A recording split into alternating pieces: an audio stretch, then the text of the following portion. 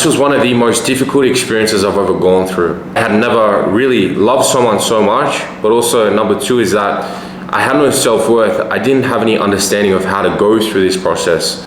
What I found myself doing was going back and forth in my head and telling myself certain stories for a year, 2 years after this relationship, and it really stuck with me, and I held myself back a lot.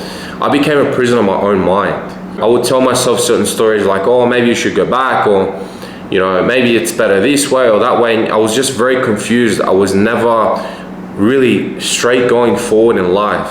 I was not 100% in the moment or putting myself towards the actions that I was supposed to be doing in that moment to move me forward in life. I was going to the gym, I was training, but I was overweight as well. I was not conscious of how I looked. I didn't really understand or was exposed to someone that looked better than me, that was close to me, or a mentor, or someone that I followed. I didn't really have that consciousness at that time. As well as that, I didn't really understand stoicism. I didn't understand a lot of things in personal development that I know now, obviously, but I really let that break me because I didn't understand how to deal with it. I didn't understand that I lacked self-worth, that I was always looking in the past, but ungrateful for the current moment. I didn't really understand how to deal with things. So it brings me to my next point, which is where I moved out of home. I was out living, I was able to party and drink. Those are things that I never did when I was with family. It was very rare that I did those things, going out or partying. Now when I had an opportunity to go out with friends and I was by myself and I could choose by myself, and that's where I picked up bad habits and chose vices that really destroyed me, and I started to self-sabotage. I would go out every weekend, I would go and party and drink and just seek all this external validation, and escapism was really what it was. And I did this for about a year. So every weekend I have an itch and I had to go out. It was just a feeling in my head like I had to. Even at sometimes I would go out by myself just to be out. The fact is, I didn't enjoy my life. I didn't enjoy my reality, what I was living, what I was doing. I just had no purpose, right? And so at this time, it was just very, very empty inside. And so I would seek all this partying, all the alcohol, in order to feel fulfilled for a temporary moment. And that's all it was, it's just temporary fulfillment. Because you go, you party, you have fun, you drink, you escape the moment, and you're not thinking of the past, you're not thinking of this relationship. And you also don't have any self-worth, so you're seeking that from external sources. And so I did this for a year, and I remember one time on my birthday, I even went out 4 times. Tuesday, Thursday, Friday, Saturday. It was horrible. I really just didn't have any self-worth. But then things changed when I started to understand purpose, and I started to look at, okay, this isn't about me.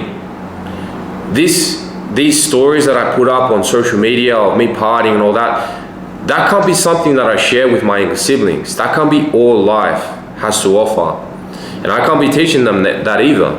So I thought, you know what, this isn't for me. I need to do this for them. And so that's when I understood and really started to move and operate by purpose and not thinking about myself. Because when I was self-sabotaging during that whole year, all I was thinking about was me.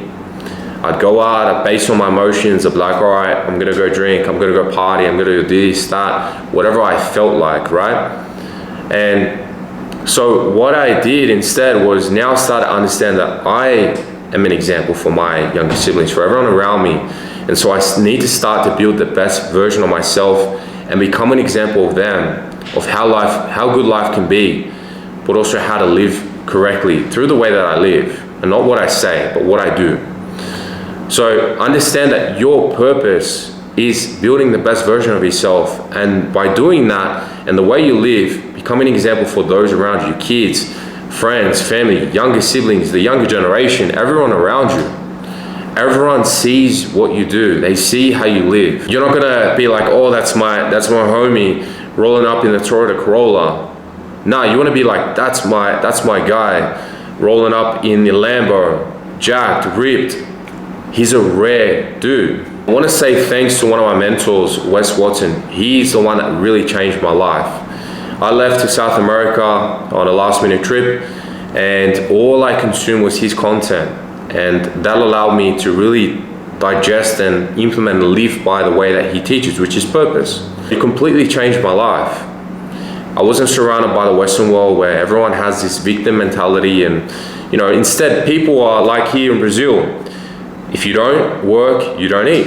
If you don't work, your family don't eat. So it's very binary. Whereas in Australia, America, it's very much emotions and all this mental health stuff, which, to be fair, there are certain points where it is important and certain circumstances where it is a bit harder than others. But for the most part, there's all these made up terms that do not exist here.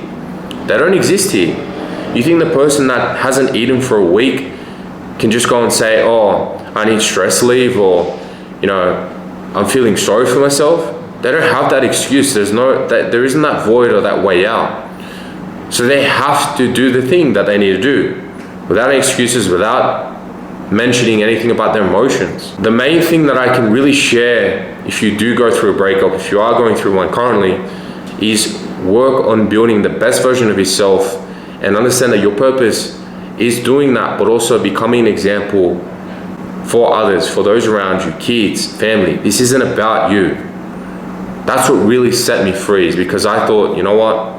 This isn't about me. I'm doing it for them. And that's why I wake up early. That's why I go to the gym. That's why I show everything on social media, is because that's my purpose. Build the best version of myself and become an example for those around me, to help them heal themselves as well and not have to go through the pain that I've gone through, or help them overcome that. Remember, purpose over pleasure, and if you are serving yourself, you're acting selfishly, and you should be thinking of purpose, which is serving others.